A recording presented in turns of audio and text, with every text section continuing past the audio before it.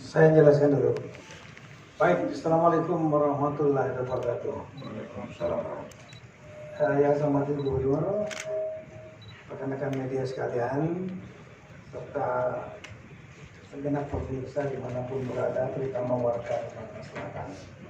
Saya datang selaku Menteri Dalam Negeri ke Sumatera Selatan ini dengan dua maksud berbeda. Yang pertama adalah untuk melihat kesiapan Sumatera Selatan dan jajarannya dalam rangka menghadapi pandemi COVID-19 yang informasi terakhir yang saya terima itu sudah menjalar di 158 negara dari 193 negara yang ada. Nah, kemudian dari paparan dari Bapak Gubernur, saya melihat bahwa jajaran sudah memiliki pemahaman tentang COVID-19 termasuk selangi 19 yang termasuk kelebihan, kekuatannya,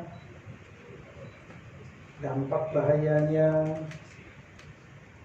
sistem transmisi atau penularannya, dan kemudian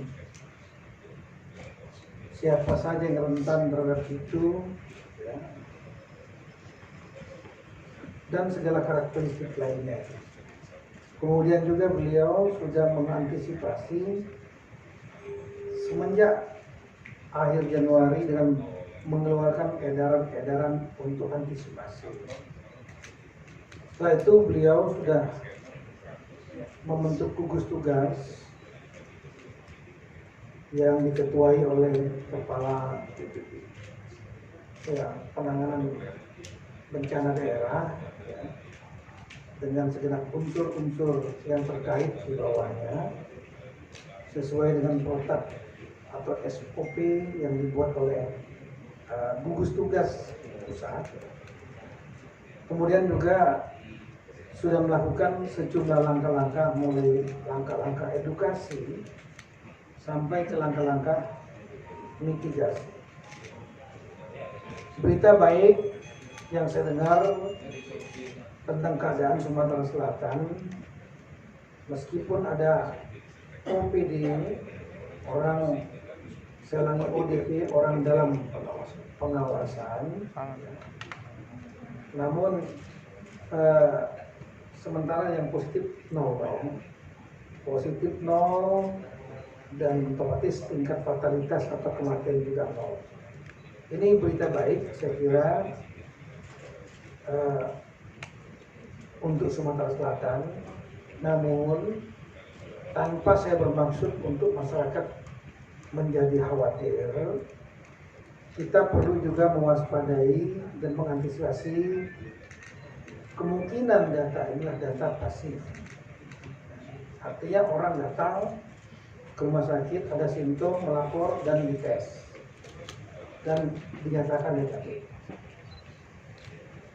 Karena apa? Berdasarkan pengalaman di beberapa negara, ada gap antara data pasif dengan data yang sebenarnya atau true data. Sehingga kita harus berpikir overestimate daripada underestimate. Kita harus berpikir worst scenario sehingga kita bisa mengantisipasi. Nah, worst scenario itu adalah mungkin saya sampaikan true datanya mungkin ada yang positif, mungkin, sekali lagi, karena kita harus berpikir seperti itu sehingga kita siap, bukan untuk nakut-nakuti. Nah, kemudian untuk itulah nanti rapid test dari pemerintah pusat itu nanti akan dibagikan ke daerah untuk melakukan pemeriksaan dengan teknis tertentu. Dari situ juga kita akan bisa mendapatkan peta bahwa daerah Sumatera Selatan ini apakah ada yang terpapar COVID-19 atau tidak. Dan kita tentu berdoa untuk warga Sumatera Selatan tidak ada yang terpapar, insya Allah. Namun kita harus melakukan langkah-langkah, sekali lagi, sambil rapid test itu kita tunggu, masih perlu, sudah harus dilakukan kebijakan-kebijakan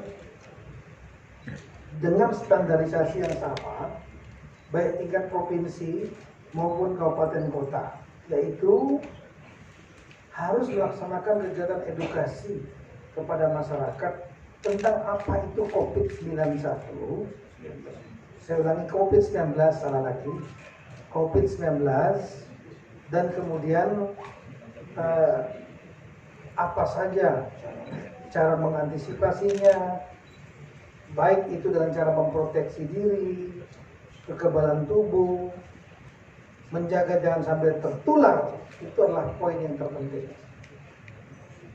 Jadi menjaga jangan sampai terjadi penularan satu sama lain, itu menjadi sangat penting.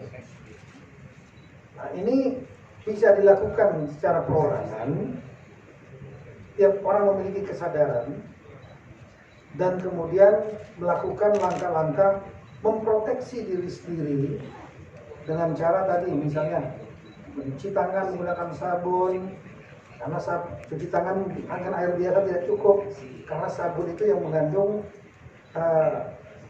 lipid solvent, pelarut lemak, ya.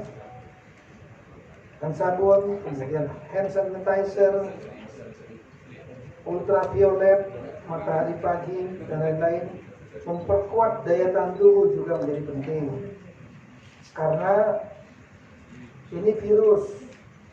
Kalau sudah virus, bisa matinya hanya dengan antibodi, kekuatan kekebalan tubuh kita. Obat dan vaksin, vaksin yang pasti belum ada, obat beberapa negara sudah ada yang mencoba dengan ada yang hasilnya cukup efektif. Ini mudah-mudahan juga bisa bermanfaat bagi kita. Tapi sekali lagi daya tahan tubuh menjadi sangat penting.